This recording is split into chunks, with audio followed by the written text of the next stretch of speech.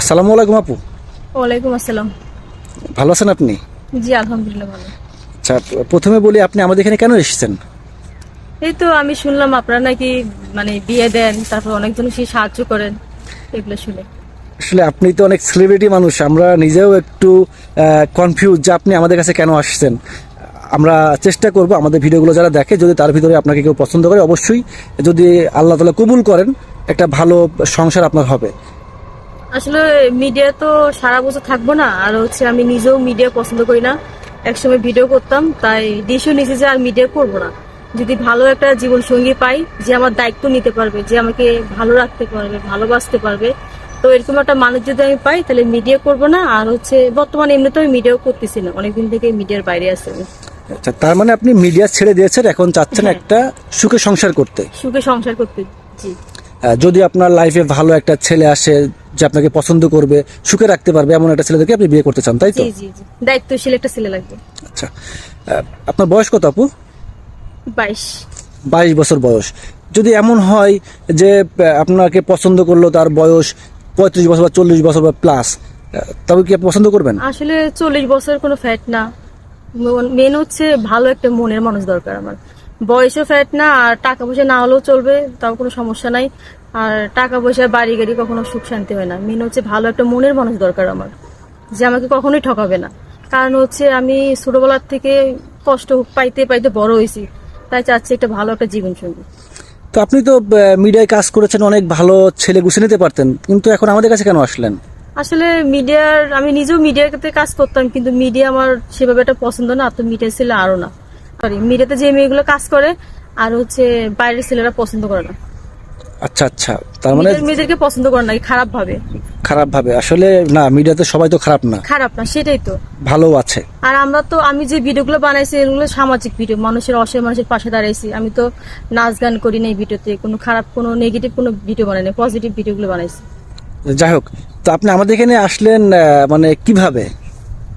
এই তো আমার একটা বান্ধবী ছিল, আপনি নাকি বিয়ে দিছেন, সেটা শুনতে পারছি। শোনার পরে আমি ভাবলাম যে আমারও একটা ওর মতো একটা স্বামী থাক, তাহলে আমি মিডিয়া করবো না। জি জি, আপনার একটা বান্ধবী, আমি তার নামটা না বলি, সে একটা তাকে একটা অস্ট্রেলিয়ান প্রবাসী বিয়ে করেছেন। বিয়ে করেছে। আলহামদুলিল্লাহ, সে অনেক সুখে আছে, আমাদের সাথে মাঝে মধ্যে যোগাযোগ করে।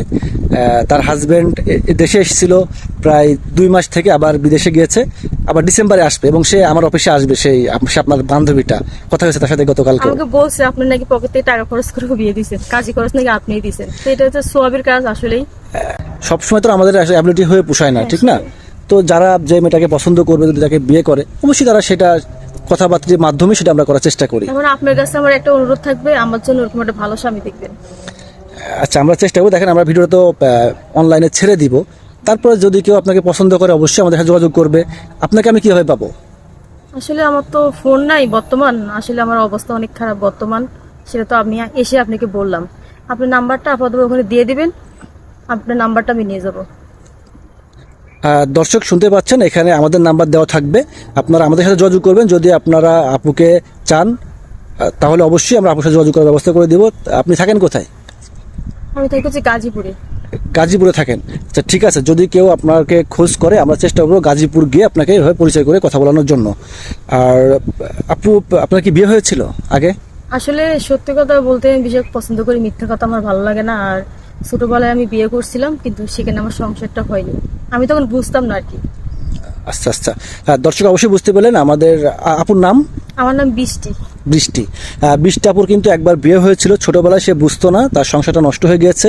সে মিডিয়ার কর্মী ছিল, মিডিয়া থেকে বেরিয়ে এসেছে, এখন সেটা সুখী সংসার করতে চায়, ভালো একটা ছেলে চাই।